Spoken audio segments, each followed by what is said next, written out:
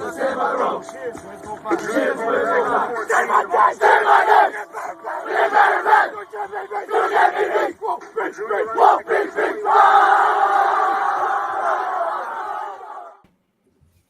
is up, Bills Mafia? Salute to everybody out there. Got my good friend Mike Thornton from Nickel City Mafia joining me tonight. Couldn't do a show last night, so he offered to come on with me today and talk Bills Chiefs. And I mean, that was the most anticipated game of the year. But before we get into it, Mike, plug yourself in. How you doing tonight? How you feeling? Fantastic. Victory Monday is always just a good feeling. Knowing that we have 2 weeks now, we have a bye week, and we're going into the bye with a big, big win. It feels so good, man. It was an incredible game. We're going to get into that. Yeah, thanks for having me on. I always love to do a show if I get a chance with you. So thanks, man. Of course. Let's go. It's always a good time. It's always a great time. Well, first things first, we'll just get this stuff, the semantics out of the way. Got to talk about that missed tripping call because it's not just the Bills getting bad calls across the NFL. Every year it's consistent with these officials missing huge calls like that could possibly change a game. And again, it's not about one play, because you have 4 quarters to win a game, but a play like that on a 3rd and 10 could have been a first down for us. Doesn't go our way, and then luckily we get the ball back and score. But I mean, these officials, man, they get paid handsomely. They make well over 6 figures to officiate these games, and something so blatant like that when just a week previously, Tom Brady gets sacked normally, and the guy gets a rough in the passer, and that changes their game. And now this week, the guy, Chris Jones trips Allen, and then they ignore that. So, I mean, the officials got to clean that up. What do you think, Mike?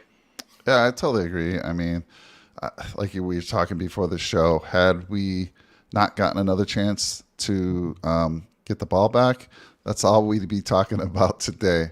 But penalties happen on both sides of the ball. I think they even out, and it's just not something I try not to complain about them. It was obviously a penalty, Sean. By the book, that's a penalty. 99.9% of the time, a ref's going to throw the flag. Even the guy they had on the broadcast last night, they always have an expert.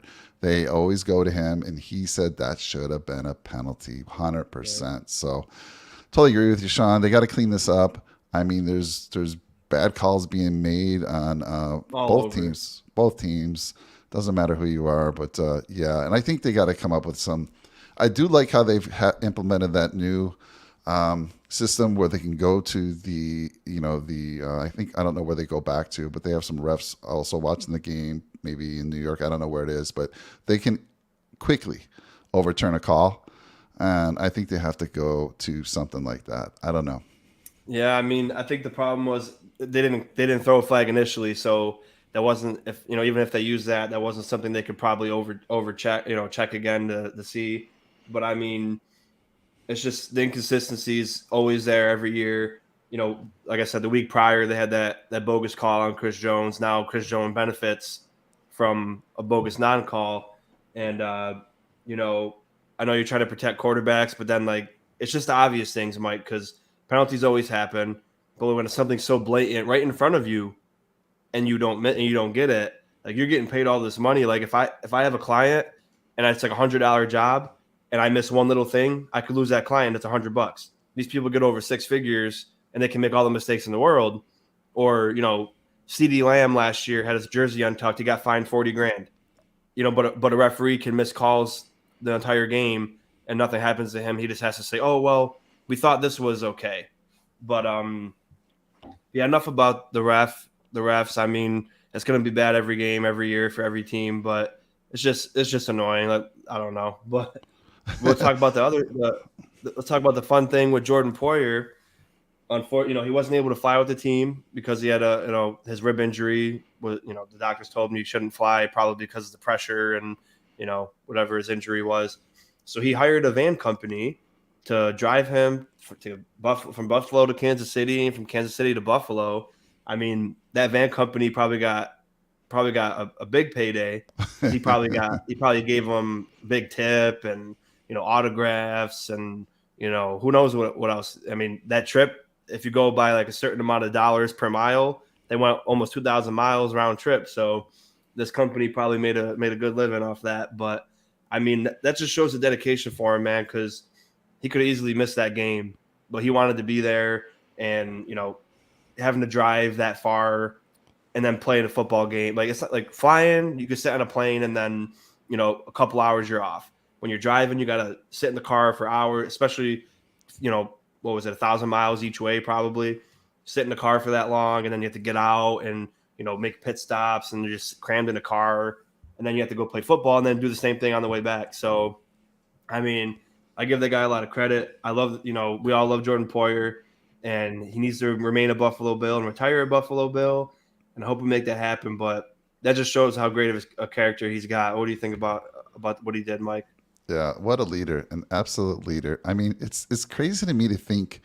I know I haven't heard of this before, that you don't get clearance because of a rib injury, and that's serious. That sounds serious to me. If you can't fly in a plane because of whatever's going on with your ribs, you probably shouldn't be playing a football game, is what it sounds like. But what a leader to get into a car and say, or whatever he used to get there, and say, I'm going. I am not missing this game. It's too important. And my God, that's just leadership. This is why we love him so much. This is why he needs to retire a Buffalo Bill. Let's get this contract done somehow, some way. Let's go. Exactly. Oh, well, Jake says he had a collapsed lung. I hope that's not what he had, because he definitely shouldn't be playing if he had a collapsed lung. Yeah, exactly. That's what I'm saying. But that just shows his. Thanks for tuning in, also, Jake. Hope the little girl's doing good. But yeah, Jordan Poyer, man, he's such an asset to this team, on and off the field. His leadership, everything, and I know you can't pay everybody, but he's a guy like you. He was one of the key pieces that started this whole new age Buffalo Bill. So he's a guy that deserves every penny that he wants. So yeah, you might want to sign Tremaine, you might want to sign Oliver, of course, but he's got to get taken care of first, because without Jordan Poyer and Micah Hyde in 2017, there's no Buffalo Bills in 2022. So, I mean, I hate thinking about like stressing about money, like trade deadlines coming up. Like I'm not stressing about any of that stuff, but he's a guy that's got to get paid. Yeah, not for only what he does on the field, but just the leadership and what he's teaching these young guys. I mean, it just, without Micah, having both of those guys back there, we were like, great, these young corners are going to learn from two of the best. And I'm sure Mike is still involved, giving his advice to these youngsters some way, somehow. But to have at least one of them back there, it's invaluable, man. Got to have them. I know, and you saw it in that Ravens game, that, Yeah. and it's crazy. He missed two games and leads the league in interceptions still with 4, and his presence is always felt. But moving on to another thing that I saw, that it made me want to jump through a wall. After we scored the go-ahead touchdown, Diggs went up to, and again, I don't know if you guys talked about this on your show, because I'm going to watch it tomorrow at work. I know where you're going, and we didn't say it. Show. But Diggs told Von Miller, finish it. Yeah. And that's just like, that's the coolest thing ever, because like, for one, that's why you brought Von Miller here. He's a closer. And then two, it's just like, you got one great, did their job, tells the other great, do what you were brought here to do, and let's wrap it up and get out of here. And then what did he do? He, not only the drive before that, got a key sack on third down. We only rushed 3 that play, and he made it home and won.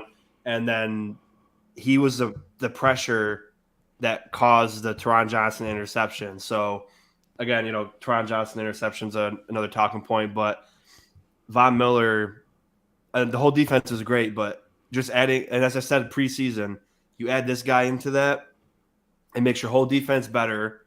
And then especially the guys on the defensive line, they all improve. Your tackles improve.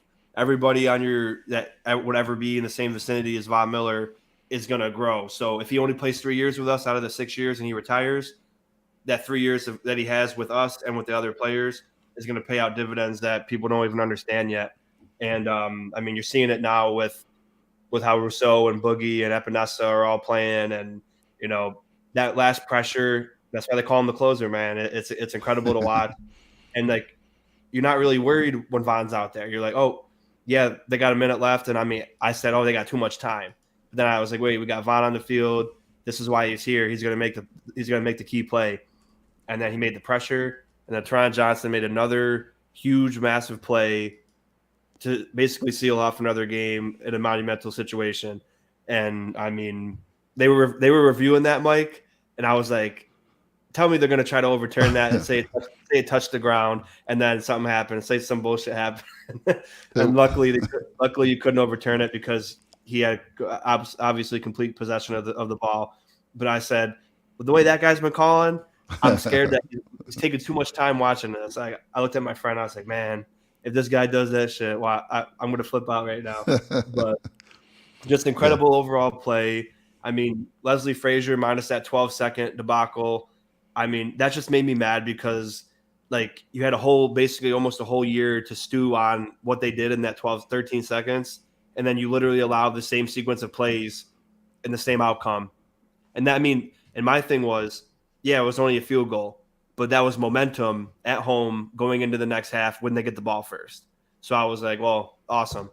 I mean, we just went 97 yards, drove the field, had an incredible drive, touchdown, and then you allow them to do the same exact thing that took us out of the AFC Championship or the possibility of going to the AFC Championship. You let it happen again, but I mean, Leslie Frazier was drawing up great defense all night. He was doing half zone, half man, disguising all these coverages, cover two, cover one. You know, he was just playing all these defenses to throw at Kansas City. And I mean, we'll talk about it when we move on, but he was a Leslie Frazier deserves a game ball for sure. Yeah, I was saying, Sean, yesterday, it was like, we must have the worst 13 seconds or less defensive scheme. I don't know what it is, back to back years, but yet we give them the ball back with a minute and four, with a chance for them to come down. And, they had to score a touchdown, but we shut that down. So if we, next time, give them more time on the clock, we seem to be better. Don't give them 13 seconds or less. I don't know what the deal is there. It is frustrating as heck. When the Bills, look, we took the ball right before half. We were down 7-3, right? And we're starting at our own. We got the ball around our 6 yard line, but a couple penalties backed us up to the 1.5 yard line. We then Oh go man, down. We then go down that drive and score that touchdown. Go up 10-7. I'm thinking we're going into the halftime 10-7. Beautiful, beautiful, because they're getting the ball at half. And then, of course, we kick the ball off to them, and they get it back. They get it with 12 seconds, and they're able to go down and get a damn field goal. Now, it was a long field goal. Don't get me wrong. That was an impressive kick. But my yeah, goodness, yeah, come on. It was almost like, I think you were saying it, similar plays as well. Kelsey on one of them, yeah, and then McKinnon on the yeah. It was first pass. Similar, right? McKinnon was Tyreek Hill, and then they Yeah. went to Kelsey. I mean, to be honest, McKinnon he made a good play, and then we missed the tackle. So would they have gotten the field goal if we made the initial tackle when he caught the ball, and I think it was Hamlin was right there. If Hamlin makes that tackle, does Kelsey get in enough range for a field goal? I don't know. So maybe I'm being too hard on Leslie Frazier for that, but it was just the principle of like 13 seconds happened again with one less second. But also, what Yeah. happened again in that game? Josh Allen hurdled the defensive back on the Chiefs.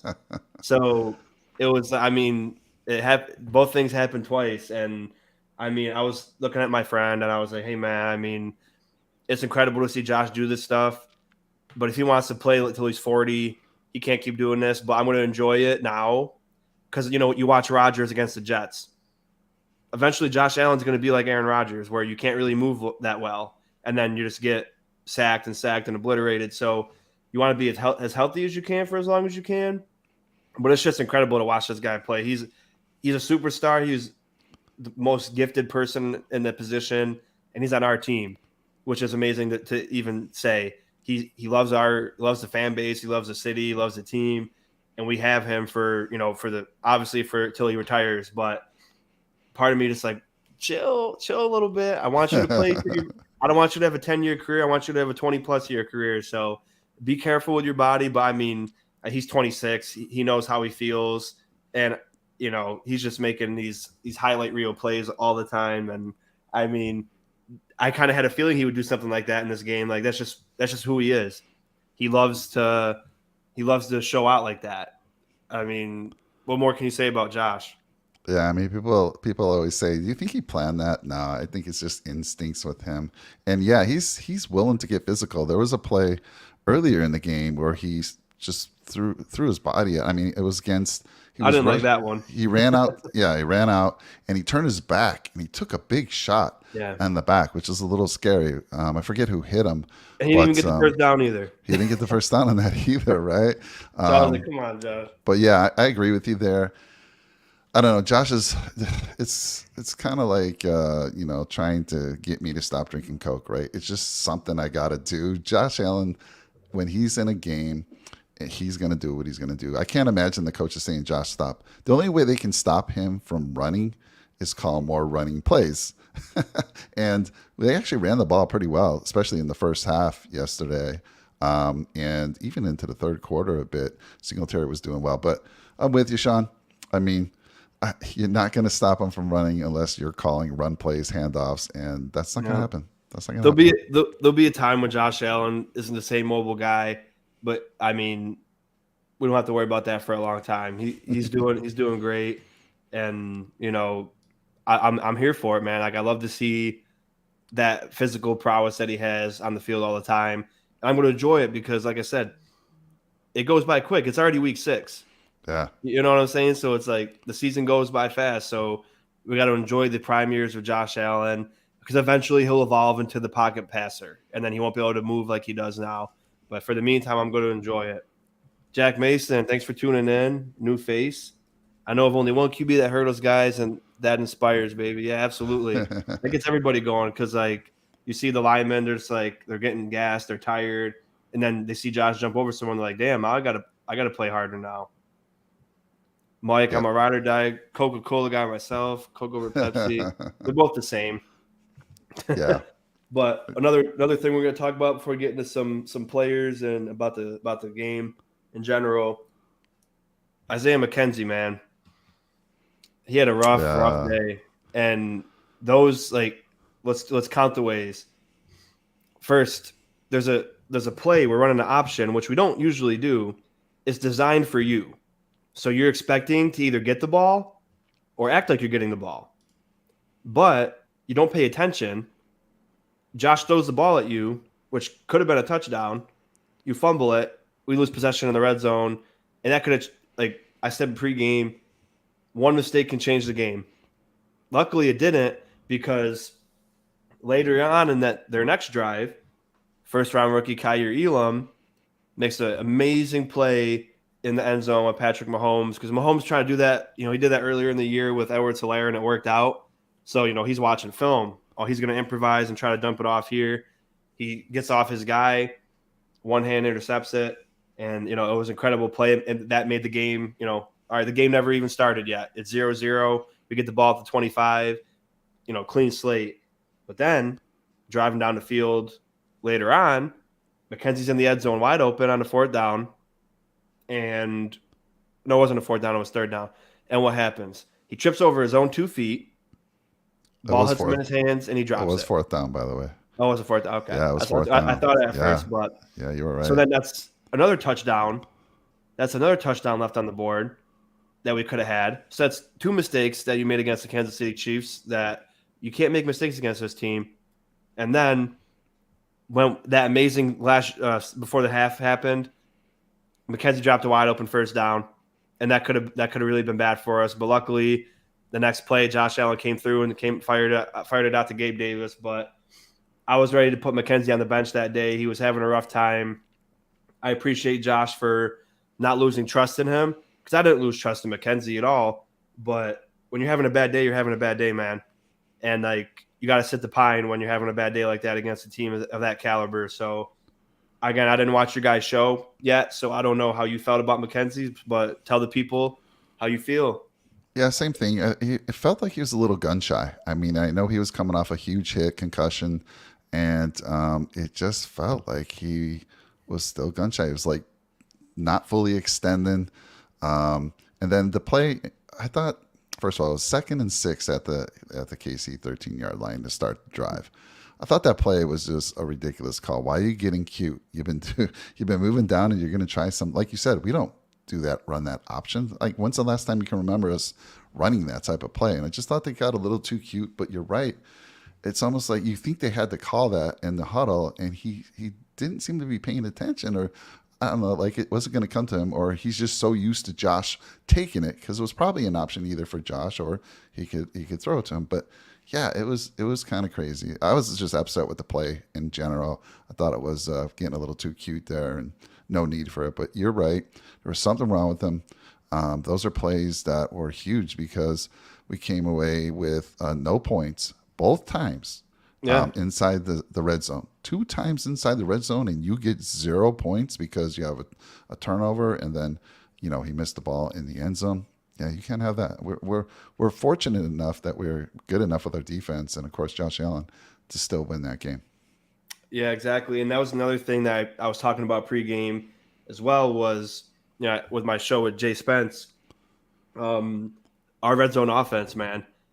It's not that we can't score in the red zone, but I mean, you look at the Miami game. I know that you said Miami played a good bend but don't break defense, and they did. But two of those four drives that we didn't get points in the red zone, touchdowns, was on our own doing. Where Josh missed McKenzie wide open on a bad throw, Gabe Davis dropped a wide open catch. So it's not that we can't score in the red zone, but we haven't executed to perfection in the red zone. And I said, well, we're gonna have to this week. And after watching those two play, McKenzie plays in the red zone, and I didn't really hate the idea of the option play because McKenzie could get the ball in space and he's really quick. So I like the thought, but it's like you got to pay attention, and it just it was a rough time in the beginning, and he had a couple plays, but I mean it's too big of a game, and I love McKenzie. He's a great player and he's an asset to the team. And I'm not saying that he needs to not start ever again because he should start next game. I'm just saying like the way that the way that the game was going for him, get Shakir in there, get Hodgins in there, get them some reps and see how they do. Because if you're not doing anything to benefit the team, it's just a bad day. Chalk it up to take a look at the film, and we'll move on and get ready for next week. It's just not your day, man. Like shake that off. We need you. So, I mean, no hard feelings on him. Obviously, it's he's gonna have his day where he goes for 100 yards and 2 touchdowns, but it just wasn't his day. Oh, I will say this, Sean. Up until I forgot to even talk about him on our pregame show because we usually talk about key matchups, and I was comparing their receiving core to our receiving core. But up until yesterday, he's been sneaky good, man. He's been scoring touchdowns. I was trying to come up with a cute little name for him, but he had been making plays. Even that play Yeah, that he got concussed on, that was an incredible catch. yeah, And he held onto the ball. I didn't even think I'm like, did he hold onto the ball? And he did. So up yeah, until yesterday, he's been playing great. And yeah, you're right. I mean, it's not like we're saying take Diggs out and sit him for someone else. He's our third option, and we have some very good people behind him. Khalil Shakir has shown that he can come in and make plays when needed. And like you said, Isaiah Hodgins just got signed to the active roster. Again, congratulations to him. I mean, you're yeah, right. Something's going on, man. I'm surprised they didn't pull him and say, "Hey, take a seat. Something's going on, man." yeah. And like you said, he's been making plays, and people might not realize, but besides Motor, McKenzie's the second leading receiver on the team. And and he took a massive discount to play with Buffalo. So you got to respect the guy. He took a lot of money off his deal, where he could have got somewhere else to help us win a championship. So I got nothing but love for the guy, and not many people would do that. And he's been performing, but it just wasn't his day. And like he still might not be, like you said, 100% from the concussion he had. And I don't blame the guy. I Yeah. mean, that's a scary thing. You don't want to have those kind of injuries. So I don't blame him for it at all. But I mean, it should have been next man up, but it didn't matter in the end because we ended up winning. But my man Jello wants us to take CMC. I mean, we'll see. We'll see about that. See, that would be incredible. People are already throwing conspiracies out there.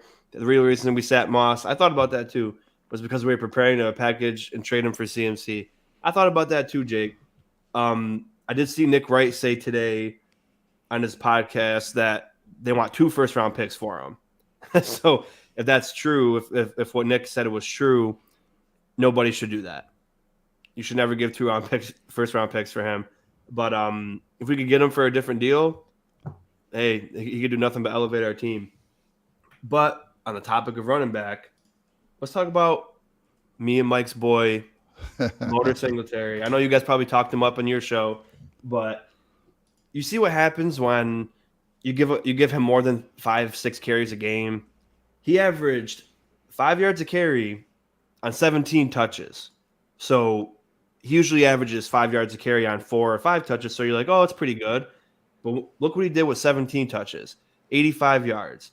Yeah, in the second half, the Chiefs adjusted and they played good run defense. But Motor was eating them alive in the first half. He was almost 10 yards a clip in the first half. And I was like, why are we not running the ball? It's working right now. The pass isn't working. Run the ball until it doesn't work. 85 yards on 17 touches, 5 yards a carry. That's what he's capable of. So, McCaffrey would be nice. But I love Motor, man. He earned his dues. He's been nothing but a good sport. Like, I can't imagine how he feels like, oh, I want to get 4 touches a game. Man, like Elijah Moore on the Jets. He went to Twitter after they won in Lambeau and was like, man, it's bittersweet.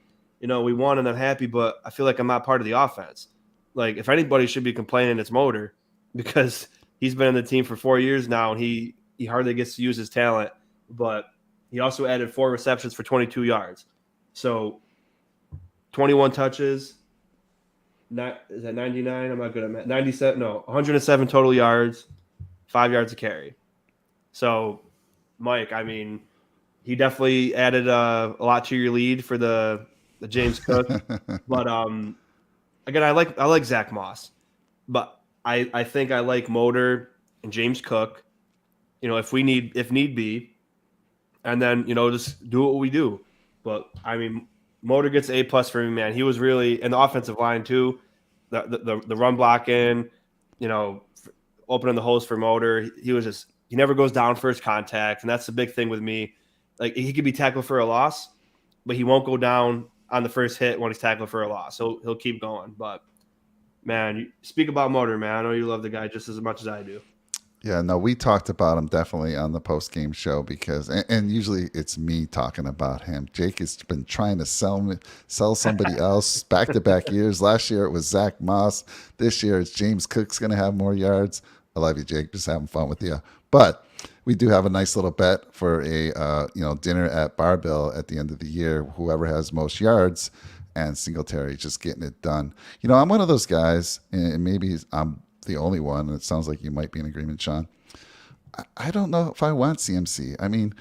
Look, CMC, I used to take CMC in my fantasy league all the time, and I'd get hurt. This guy gets injured so many times. He's staying healthy so far, but with our luck, we'd sign this guy, and I think you were saying it, Sean, it's probably just going to be for a 1-year deal. No way we're going to pay him any money, the money that he's going to ask for after this year. Yeah. And then what are you going to do? So you got James Cook, who we still haven't even tapped into in his receiving skills. We do need to start doing that a little bit more, but he brings that. That's what McCaffrey's known for. He's a decent runner, but he's just known more for his receiving abilities and what he can do when he gets the reception. I'm just one of those guys. I'm like, we have the guys. We have Singletary. We have Cook. And I don't think we need to go to CMC and give up anything. So I'm good with where we are. Yeah. Maybe I'm the only one. Maybe I'm crazy. But that's just my take on it. No, you got a lot of good points there. Here's the thing. CMC in his best year, he had over 1,000 receiving yards as a running back and over 1,000 rushing yards. So if you could get that, heck yeah. But he was like their main weapon. They didn't have a Stephon Diggs or a Gabe Davis or a Dawson Knox. So, it makes sense. But, and I said this a few weeks ago. Devin, here's my 2 things about, I'm going to start with the first one. If we could sign Motor for a very friendly deal because of his limited amount of, him showcasing himself. He's not going to, CMC is going for $11 million next year. He's already on a 4-year contract. So we could get him this year for $1 million. If you want to sign him next year after the 1 year, so it won't even be a full year. It'd be 8 weeks or 7 weeks or 9 weeks. you're going to trade a first round pick for 9 weeks and then you got to pay him 11 million next year. There's no way Motor's going to go for 11 million a year. So the Bills, what they could do, you sign Motor for like 4 million a year, maybe 5 million with incentives possibly, and then you stick with James Cook, and then see you maybe keep Moss and see what happens. But then what I also thought about, which made me upset, thinking more about the Josh Allen contract. You got Von Miller on a massive contract. You got Diggs. You got to get Poyer. You got to get Oliver. You got to get Edmonds. You got to get Milano. You got to get all these people, right? And especially Gabe Davis. Gabe Davis he's going to be getting a big contract. You know what I mean? And whatever that is. But I thought about it. I'm like, you know what? Moss has a year left. We just got James Cook. What if the Bills, instead of spending money on running backs every time, they just recycle them? So Motor's contract expires. Let him go to free agency. We draft another running back. Zach Moss goes to free agency next year. Draft another running back. So you got James Cook, another running back, and they just constantly recycle them. And I don't know if they'll do that, but it's just something I thought about, thinking about all the guys that need the paycheck, significantly. And Motor should get paid. So if he goes to free agency and someone offers him 10 million or 9 million a year, he's got to go because he deserves it. But I would love for him to stay on this team because I think he could get 1,000 receiving yards and he could get 1,000 rushing yards if you do this every week. 17 carries, maybe not 17, between 12 and 17 carries, and then target him 8 times a game. I think he could produce similar numbers to what McCaffrey did in that year. And I'm not saying McCaffrey is not as good as Motor because obviously Motor is not as good as McCaffrey. But with the offense we got, we could easily use Motor like that because, like as Jake said, Motor's the second leading receiver on our team. So, I mean, this guy can do it. And then you got James Cook. But I'm hoping that the second option isn't right. I hope they don't do that. But, I mean, does it make sense that you think the Bills could possibly go that route where they would just recycle running backs and then not sign one? What do you think? Yeah, no, I agree. I mean, look, we had, there was talk that we might take Brees Hall in the first round. We ended up taking James Cook in the second. You can get a nice running back in the second round and even beyond. And I agree with you. Think about it. You made some good points. Let's say CMC comes over to us. You think we're just going to go to a running game? No, we're not going to go to a running game. It's not our team.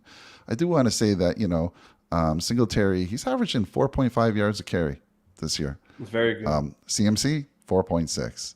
I mean, of course, that could be because of their offense and their run blocking, but we haven't been very good run blockers up until yesterday. So, and then on the receiving side, I just wanted to look here. So McCaffrey, that's where he really, earns his money there.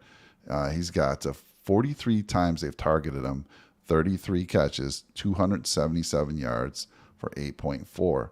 On Singletary's side, let's look at what he's done in the receiving. He's been targeted 28 times, 22 catches, 167 yards. So they just don't target Singletary that much.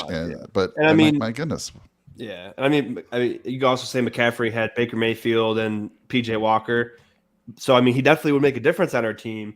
But like you said, are you going to pay $11 million for like 20 more receiving yards and 20 more rushing yards when you could get it for $6 million less? Yeah, no. We're just not going to use them enough, Sean. I don't think we would. And I don't know if your dad's watching, but I know he's upset about Brees Hall. But I always say every time he mentions it, if we had Brees Hall, it'd be the same thing with James Cook. He would get two or 3 or 4 carries a game, and we would never use him like he deserves to be used. And I mean, like, look, it's a new NFL, man. The Jets and the Giants, they're winning right now with defense and run game. Eventually, Daniel Jones and Zach Wilson are going to have to throw the football. And do you really think that they're going to lead a team? They're going to go to toe-to-toe with Josh Allen or Patrick Mahomes or Dak Prescott or Matt Stafford or any of these quarterbacks that are good in the AFC and the NFC and beat them like that? And, they're 5-1 and 4-2, but it's a new NFL. It's not 2010. It's not 1990 where you could, Emmitt Smith basically leads the Cowboys to the Super Bowl every year. Troy Aikman gets the Hall of Fame too, but I mean, it's not the same NFL. So do we need a guy that's going to get 20, 25 carries a game like Derrick Henry? No, but it's just how our offense is. We have a quarterback, we have receiving cores, we have tight ends, we got a good defense, we got a good set. We don't need to have a one bell cow back who's going to get 25 carries every game and then win that way. So, yeah, it stinks not getting Brees Hall, but I'm fine with getting Elam. I mean, Oh yeah, no that's where we that need it was more. that was the better choice by far. And my dad hasn't had any complaints about Kyer. He's been fantastic. And I think, CMC, there's Jake out there saying that CMC is more an actual slot receiver, but that's what you said James Cook was going to be for us. And they just haven't utilized him yet. I would Yeah. love for him to start doing that. But yeah, I hear you, Jake. I know CMC is that. He's that playmaker. He's been that in the past, but he's had many, many injuries. I don't know if he's still the same person. Maybe. Yeah, that's the other thing is like it's you know when you get a couple injuries, it is compound. I mean, Carson Wentz is injured again this year, and it's all the time. Tua's always getting injured, fragile, and there's nothing wrong with that's not being disrespectful calling him fragile in that way.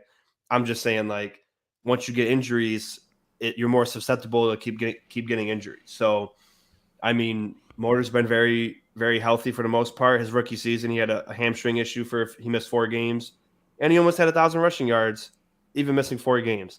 So a lot of people don't really think of the Bills as a running attack, but they showed when they need to, when they were defending the pass, how they wanted to. You could run the ball 17 times for 85 yards with your running back for 5 yards a clip. And, I want to keep Motor so bad, man. I met him when he was a rookie. He's such a down-to-earth guy. He's one of my favorite players. So it'd be awesome to keep him. But as Jay Spence said, too, if these guys need to go get money somewhere else and they're going to get it, you got to appreciate it. And, and they might come back sometime. I mean, Jordan Phillips, him and Shaq Lawson went and they got a big bag, and then they came back to Buffalo. So, I mean, who knows where we'll be at, but I don't want to get sad and think about the possibility of him leaving. Let's talk about what the can man. I give one last thing Yeah. about CMC? Just want to give you some numbers real quick. 100%. The man hasn't played a full season since 2019. In 2020, he only played 3 games. 2021, he only played 7. This year, he's played 6. Like you said, he's injury prone. There are certain players, I don't know why it is, but they're more prone to injury than others. And with our luck, just being a Bills fan as long as I have, we make this great move, and then, he'd come in, pull a hammy or something, and be done for the season. So again, hasn't played a full season. He's only played 16 games over the last 3 years. So Yeah. of course, right now he's healthy and he could continue to play out the whole year, which would add to those numbers. But still, that scares me. Yeah. Your best ability is your availability for sure. Yeah. But man of the hour, Joshua Allen, came through again. He always comes through in the big moments. Nothing's too big for him. He doesn't care about Arrowhead. He doesn't care about how crazy the fans are, how loud it is. He thrives off that energy, whether it's a home field or not. He makes every field his home field, and as far as how it affects him playing. 27 for 40, 329, 3 touchdowns, no interceptions. They gave him the fumble, even though McKenzie fumbled it, for 117 rating, which is incredible. I mean, toe-to-toe with another great Pat Mahomes. Mahomes had 2 interceptions, 2 touchdowns. They were, Mahomes had 10 more yards, 2 less completions, 1 less touchdown, 2 more interceptions. So they were playing pretty neck and neck the whole game. And those are the 2 MVPs for me, for the season. And obviously Josh gets another leg up in the MVP race because he beat the guy in the race with him, and another 300-yard game with 3 touchdowns. And that secondary, obviously, the Chiefs fans are making the excuses. Oh, you only scored 24 points with a beat up secondary, and that's fine. We still beat you. You still lost, and we don't have to beat you by scoring 50 points. We can beat you scoring 24. So I don't care if we score 50 points or 3 points. We won, and that's all that really matters. Josh Allen outdueled Pat Mahomes again, and 2 years. Josh is the only quarterback in Mahomes' era to beat Mahomes twice in Arrowhead. Also, since last year, the only time the Chiefs lost at home was to the Buffalo Bills. So that says a lot about the team. And this is going to be a great rivalry for a long time. But I mean, I think Allen had to have won over the last couple haters like Skip Bayless and whoever else is out there that thinks Josh can't compete with Mahomes. I mean, he definitely did it. He outdueled him out there, and he had a first round rookie make a play in the end zone on Mahomes, which he doesn't typically do. But that's you got to give credit to Leslie Frazier because it wasn't that Mahomes played bad. It's that Leslie Frazier's defensive schemes were so good and our defense played so good that made Pat Mahomes make ill-advised passes and make mistakes. So Josh Allen, man, I mean, this guy's insane. 17 touchdown passes now, 19 total touchdowns, 4 interceptions, and over 2,000 total yards. I mean, this is after 6 weeks. Like, that's an MVP if I ever saw one. Yeah, I totally agree. I mean, think about it. I mean, this is becoming Josh's home away from home when he and he should have won the last 3 games in Yeah. Arrowhead.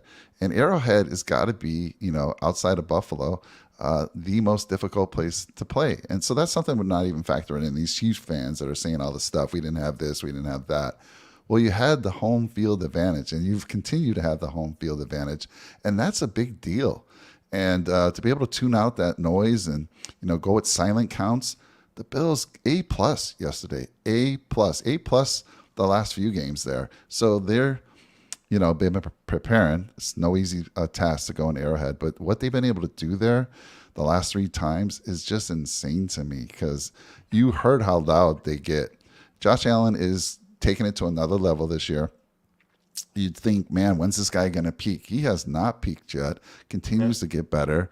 His throws, oh my God, that his ability. I was telling someone he could hit a dime from 30 yards out. When he threw that ball to Knox, not only did the Oh offensive my line gosh. do a fantastic job, he was actually he had enough time to kind of give the signal to Knox where he wanted him to go, and he had to put it in a basket or else somebody was going to knock that ball down. Unbelievable. So yeah, he keeps elevating.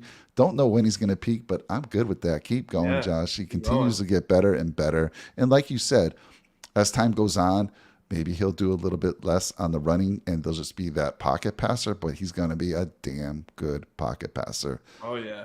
I So, mean, that Knox touchdown when you watch it from the field angle that we're going to watch on the film because we're going to break down. I don't know if you got the message, if you heard or not, but I think this week since we have the bye, we're going to all 3 of us and probably we'll see if Go Bills podcast can join us. We're going to watch the entirety of the film. We're not going to spend 20 minutes on each play. But we're going to watch the entirety of the film and break everything down. But that play to Dawson Knox, that was tight ass coverage. yeah. And if he threw it a millisecond later, the corner would have had his head up and would have saw it and probably defected it. But that's just Josh being Josh. And that touchdown to Gabe Davis, the touchdown to Diggs, man, the separation was like, I mean, Diggs beat him, but the corner was right there and his arm was in the way. And Josh fit it in between his arm into the breadbasket, and Diggs caught it. I mean, when Diggs catches a ball, it just looks like he's a magnet. Like Yeah, I know. his hands are so strong that like when it touches his hand, it doesn't bobble or nothing. It just goes boom, no matter what. Because some of these catches he makes, man, it's just how do you hold on to that? Yeah. Like he's getting drilled hard, and he's like the ball doesn't flinch at all. This guy's strong. He's tough. And speaking of him, last game against the Chiefs, 7 yards, 2 catches. Gabe Davis went off. Diggs, 10, a buck 48, and a touchdown, long 31 yards. He's averaging over 100 yards a game receiving and a touchdown a game. This is, come on. This is, Justin Jefferson's amazing. He's one of the best receivers in the league, but Diggs with Allen, you couldn't ever. I mean, because think about it, you couldn't guess that would happen with Jefferson, but you already knew who Diggs was. So, we both won the trade. But I mean, look at this. Like every year, Diggs is even getting better. I mean, 6 touchdowns, over 100 yards a game. Like this is just crazy. I mean, I Yeah. love this Diggs Allen connection, man. It's got to be besides Mahomes and Kelsey, that's got to be the best duo, quarterback receiver duo in the league. Yeah, I mean, a close third would be Cooper Cup and Yeah. Stafford, but Oh yeah. I mean, yeah, Cooper Cup gets like someone tried arguing with me saying Cup is the best receiver in the league. He's a top 5 receiver, but I mean Diggs and Hill and Devontae, they don't get 20 targets a game. Cup gets yeah, 20 targets a game no matter what because he's the only person they can throw to. I mean, you give Diggs and Hill and Devontae 20 targets a game against the Chiefs. Devontae had 3 catches for 150 yards. Like, yeah, give these guys 20 targets, but I mean, Cooper Kupp's definitely a top 5. But yeah, I mean, yes, what Diggs is doing, man, he's that reliable guy that no matter what, he's going to go up and make a play. And, then you still got Gabe Davis, who, he should be a valid number 2, but it's just obviously his production's not really where we want it to be for a number 2 receiver. He's basically the number 4 receiver as far as stats go, because you got McKenzie and Motor over him in receptions. Yeah, he missed a game, but like you're number 2, you gotta get 5+ catches a game, and he's gonna do that. But it's just a good problem to have where everyone on our team, as far tight ends, receivers, fullback, everyone can eat, and that just shows Ken Dorsey's offense and how Josh Allen is with his connection with his guys. Gabe Davis had 3 for 74 and a touchdown. So he makes big plays, but like I want my number 2 to get a few more. You got, because there's gonna have to be games again where you get 8 to 10 catches and Diggs doesn't. And Dawson Knox had a quiet year so far, but 3 for 37 and a touchdown. It's so awesome to see that for him. I mean, with the year he's going through, losing his brother, I mean that had to feel good for him. His first touchdown of the season. So I mean this offense hasn't even really fired on all cylinders yet. I mean, fair to say, right? yeah, absolutely. Just to for me on Diggs, this guy works so hard to perfect his craft. He's constantly working at it, and yeah, that chemistry now with Josh Allen. I mean, they're talking constantly, and we expected him to take advantage of those corners yesterday. He did exactly what we expected him to do, and Josh did as well. It was a beautiful thing. You're right on the Gabe Davis. Gabe Davis was targeted 6 times, but that pass to Davis was the thing of beauty, because here's the deal. So he was one-on-one, right? He was one-on-one with the cornerback. They even called it out on, I think it was Jim Nance who said he's one-on-one. And then he drops back, and Nance says he sees that he's one-on-one, and he puts that ball perfectly. So how many times do you see throws, the touchdown to Diggs, the touchdown to Davis? How many times do you see a quarterback just miss that throw? A lot of times. Yep. I want to say that I even saw Mahomes miss a few of those yesterday. So his accuracy is just incredible. Diggs is incredible. The chemistry is incredible. And I have to agree, I want to see Gabe Davis get more, and I think he will. We saw him, he opened the season in a big way against the Rams, in a big way. Then he hurt that ankle Again. and wasn't quite the same. Hurt it again. Had a horrible game a few weeks ago where he's just dropping the ball. But now he's healthy again, and I hope he can stay healthy. And if he does, I think, Sean, you'll get your wish. Oh yeah, and before I move on to the next topic, I mean, what's Spagnuolo thinking? You're putting chump corners on one-on-one coverage with Gabe Davis and Stephon Diggs because you're trying to blitz. Like, Yeah. It beat you more than once, and you continued to, good defensive mind. You continued to allow your young guy to go out there. I mean, for the Chiefs fans saying that, like, oh, we had this corner, this corner, and this corner. You guys were praising that Watson guy when he got a pick 6 against Herbert when you should have lost to the Chargers, and then now all of a sudden you want to bust nuts on the guy. Oh, he's we had busted up secondary, so that's why you guys want. I mean, you only scored 24 points. That's pretty sad. So don't come at your guys like that. When a couple weeks ago you were praising them, but you can't leave them one-on-one with Diggs. You can't leave anybody one-on-one with Diggs. But before my next topic, the Jets are very, Sauce Gardner has been pretty good this year, and the guys on it that create the content, they said, I want Sauce. I'm not afraid of any receiver. I want Sauce into anybody that you throw out there. So I said, okay, I mean he's been awesome. He's got great, exceptional closing speed. He's very quick. His footwork is incredible. He's 6'4", so that also helps when you're a corner. But in man coverage, he's only given up one catch. But I said, okay, with Stephon Diggs, he wants to smoke with everybody.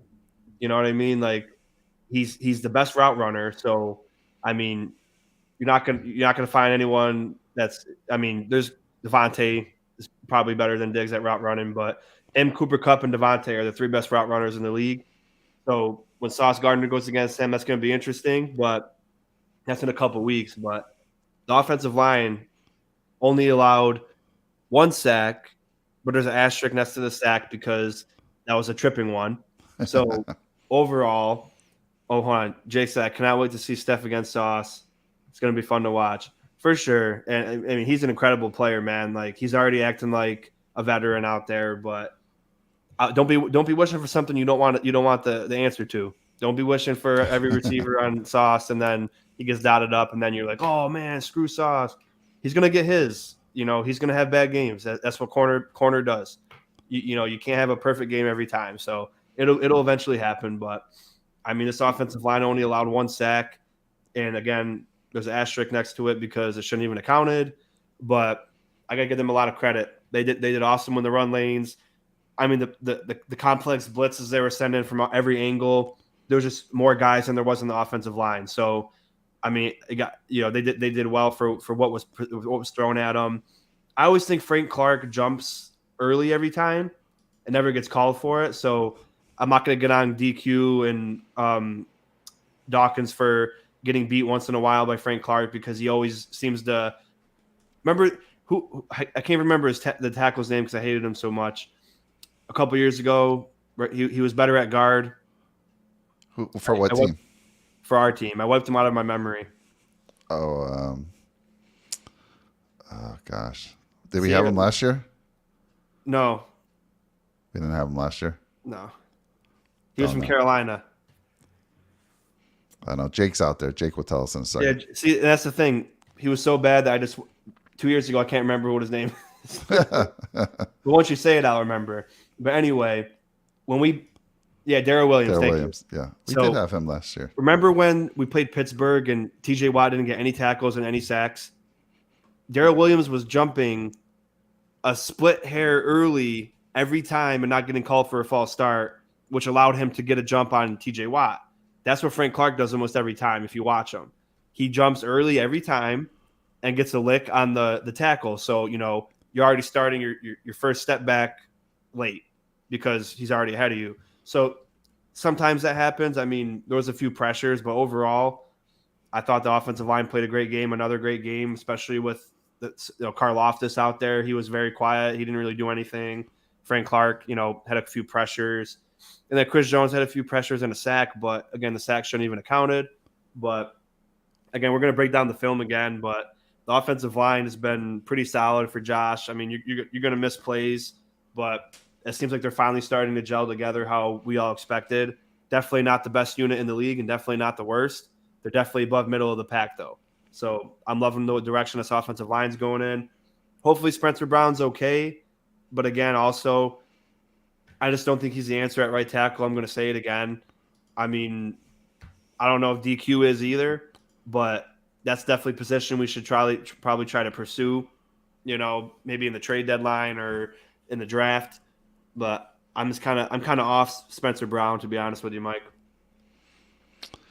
Yeah, I mean, we already said, he had back surgery. He got in the camp late. We expected him to have a big improvement this year, but he did get in the camp late. He didn't get much work in preseason. And, back surgeries I don't know the extent of the back surgery, but I can tell you firsthand, they're no joke and they take a while.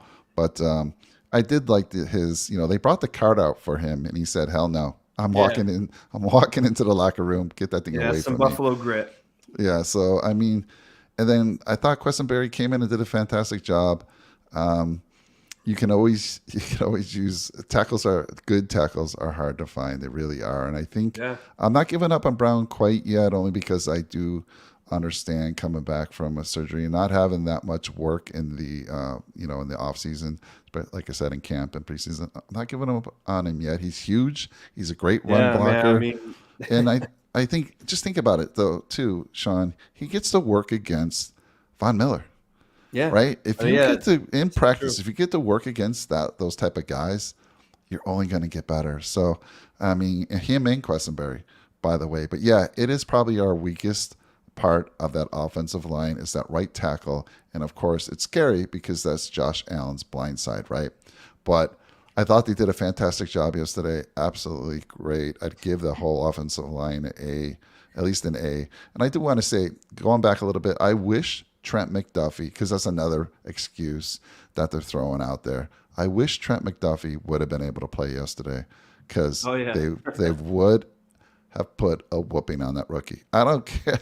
It's a rookie. His Yeah. first game of the season would have been against Diggs Yeah. and Gabe Davis. Yeah. So I mean, come on. it would have been even But worse for you. yeah, But but that yeah, offensive line, I agree with you, Sean. They're gelling. They're starting to gel. And it's week 6. We knew it would take a little bit, right? Because last year, look, we anointed Ryan Bates as like this early, next right early early, right? We, anointed. we we anointed him when he really only got a start in the last couple games, and then we brought over Quessenberry, Roger Saffold.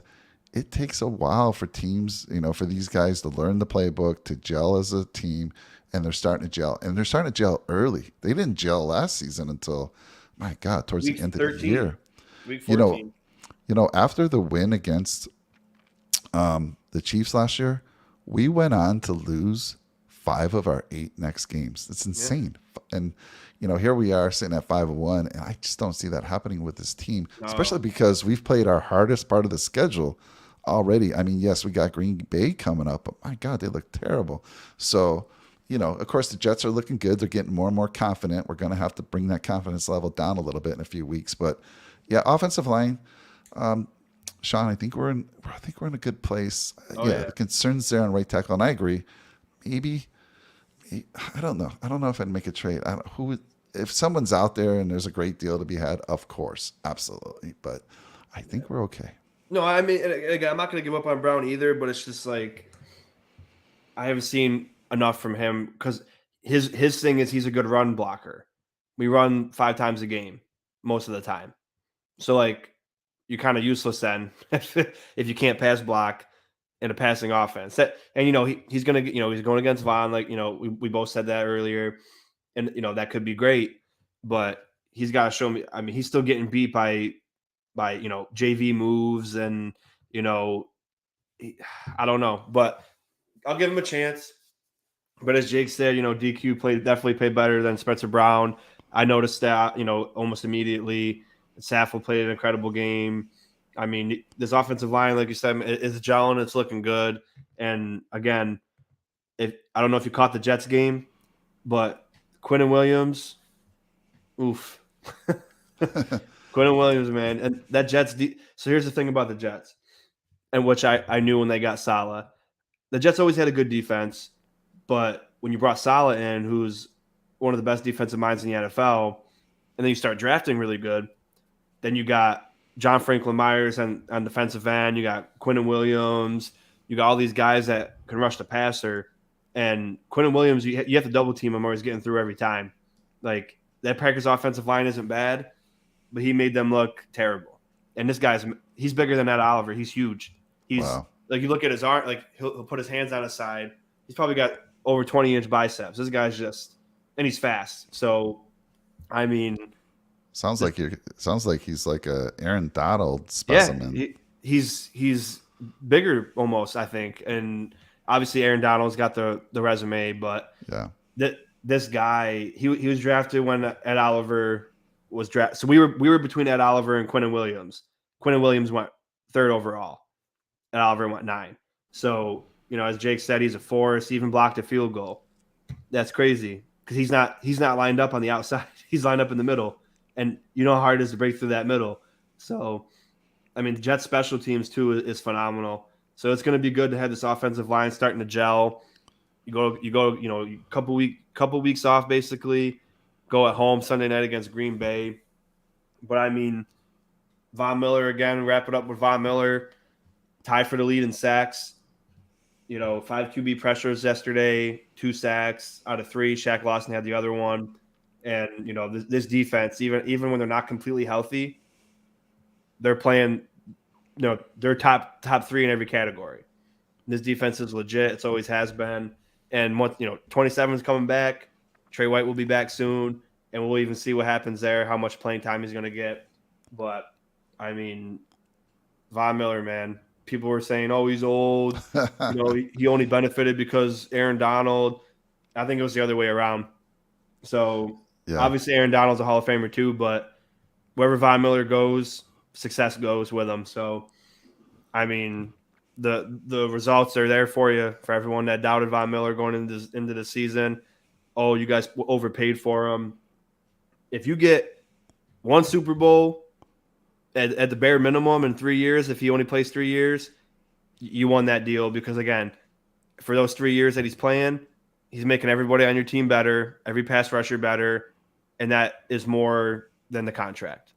So, I mean, what more can you say about this defense before we head out? Just hit the hour mark. So, talk about this defense before we head out. I got a few more minutes. Yeah, Von Miller's on pace to get 17 sacks. And think about this. He's been playing against elite teams, very, very good teams. He's got a soft part of the schedule coming up. I'm telling you, Sean, he could get to 20. He could get to 20 because he's gonna have a day where he gets 2 or 3, like he did yesterday. He got 2, but he's on pace for 17 right now. So that's incredible. Well worth the money. Not only because of being the closer, what he's bringing to those young guys, Rousseau, Epinesa, Boogie Basham. This defensive line, and because of the depth that we have now on the interior and on the outside, is making everyone behind them better. Everyone. So, I mean, we're in very good shape. I did want to ask you, Sean, something before we head out, because you are the X and O guy. You and Jake are the X and O guys. And I got to ask you about a little bit. What I'm seeing a pattern of is how they play defense against us, the Chiefs. And I saw a similar thing with the Dolphins. And it seems like, I think even maybe the Ravens played it a little pressure. They're blitzing more. They're bringing more people. I think the Bills will adjust and handle that and burn them, which they did eventually in the game. But do you think that continues? Is that the only, I mean, they can't just sit back, but I'm seeing that pattern. Is that the blue book? Is that the book on the Bills right now? Well, what I think about it is there's nothing the Bills can't beat. Josh Allen's good against the blitz. He's the best against pressure. He's good at just taking what the defense gives them. But you have to do something. So they have to try. Oh, we're gonna blitz because blitzing works. Because I mean, when you bring those exotic pressure and blitzing from the left, the right, and the middle, you don't always have a ability to scan the whole field and go through all your read progressions. So you have to make a play in 1 second.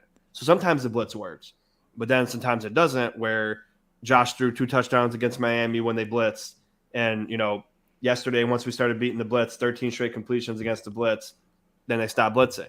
So it'll work, but the amount of the quickness in which we adjust to those blitzes, it's not.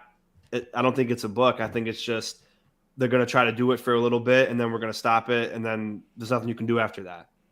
And because Josh, at first when we first had Josh, he just wants to go deep. So you just play cover 2 and then let him throw interceptions, and then that's it.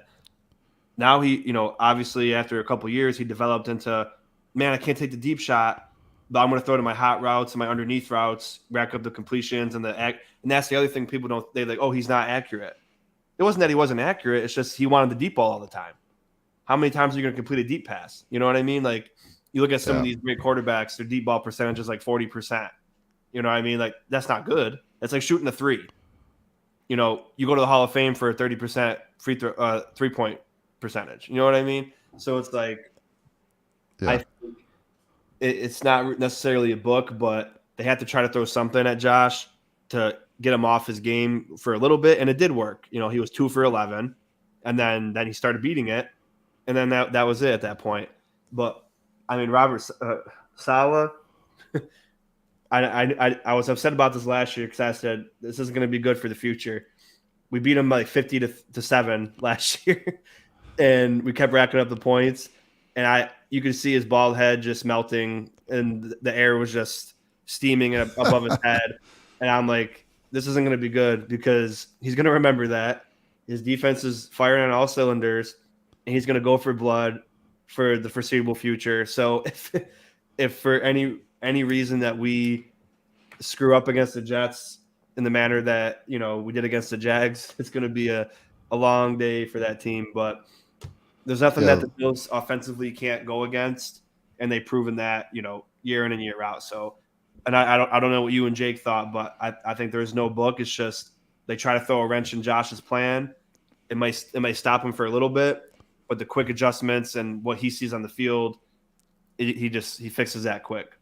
yeah. I thanks for that explanation. I have to agree with you. So one of the things with Josh that we're seeing is more maturity, right? When they used to get a lot of pressure on him, he'd play hero ball sometime, and he'd make those big mistakes that we're like, oh my God, Josh, I got to stop that. You're starting to see that now. If the play's not there, he's throwing it away. I saw a couple times where he just said, all right, next time, I'll get him next time. And he's not, obviously he can extend the play. He still does a lot of that, but there was a couple plays yesterday where he threw it out of bounds. He threw it down. There was nothing there. They were trying to get it to Cook and just threw it down at the ground. So he's matured, and you're right. He's now at that point where he's making smarter decisions, and that just comes with maturity and playing in the league more and seeing more of these NFL defenses. And just real quick to finish on the defense. Sorry that I took us back to the offense real quick, but I was going to say, think about this, and we didn't even talk about this, Sean. Mr. Trey White is coming back. Trey White's coming back. Probably, he has to be back at the latest. He could be back for the Packer game, but the latest he can come back is the following week, which I forget. I think that's the Jets. They don't count the bye week. That does count. You have 21 days. So it should be the Packers. He has to come back to Packers game, or he has to go back on IR then. Well, no, because he was brought 21. Back on a Wednesday. So if you count 3 weeks from a Wednesday, then in theory. So you're right. I could be wrong there, but we should see him for the Packers. We got Trey White coming back. We got this guy who's pretty damn good on our practice squad right now, Xavier Rhodes, who we picked up. What are we going to do with this guy? Yeah, seriously, what are we going to do? So you got Xavier Rhodes, you got Trey White, you got the great Christian Benford. I call him great because he's a 6th rounder just stepping up. You got Kyer Elam just getting better and more confident. Of course, these guys get to work against the best, and that's why everyone can get better, because you're going up against the best in the business. And then you got, Cam Lewis had a step in yesterday. I liked what Saran Neal. I was like, why Saran out there? But they actually try to use him against Kelsey. I think from what I saw, a couple plays, he did a dang good job. Yeah. Hamlin's playing great. Daquan Johnson hasn't really had a chance, but if he came in, he started one game. This team's looking good, man. Sean, this defense, like I said yesterday in our pregame, I said there is no advantage that the Chiefs have. There's no advantage that any defense in the league has over ours. And I 100% believe that. So 100%. Can't say it better myself, Mike. But yeah, we're definitely we got basically 12 more days to fill with content because there's no Bills football. So definitely got to get a roundtable going with us and Go Bills podcast and just talk to Bills. We definitely got to dissect the film. So, you and Jake let me know when there's a day where we can just sit there and go through every play and, take turns talking about a play maybe and, maybe a couple hours show and talk about the film.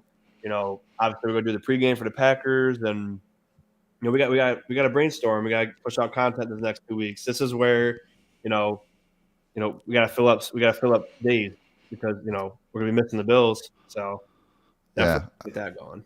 Yeah, I want to thank you again, Sean. It's always great doing shows with you. Love hanging out with you, talking Bills football. I love you and Jake. I'm the fan. I'm the old guy. I've been around. I've seen some of the old guys. You guys bring the X's and O's, which is fantastic. You do it all too, Mike. I want you to get that Go Bills podcast. Get him on, man. I saw him yesterday. It was crazy because I knew I had followed him on Instagram. He goes live right before the game, and I'm like, I've never seen this before. So I check him out. I'm like, oh, cool. And I know he's a friend of yours, Sean. So yeah, let's get him out here, and hopefully all of us can set up a day and have just a fun conversation. Just we'll talk about what that'll be like. But thanks again. Appreciate you, man. Always. No problem. You guys are always welcome. And if you haven't already, sub to Nickel City Mafia. They bring a lot of good content. Got golf even, and they just bring it. They're over 1,000 subs now. They do giveaways that give Bills tickets. So tickets are outrageous. I might not be able to go to a game this year, but if you go win their giveaway, then you'll be set up, man. You'll be set up. So thanks again, Mike. We're gonna be tuning in, hopefully soon. Hey Jake, have a great night too. We'll be talking. And don't blink everybody, and go Bills. Go Bills.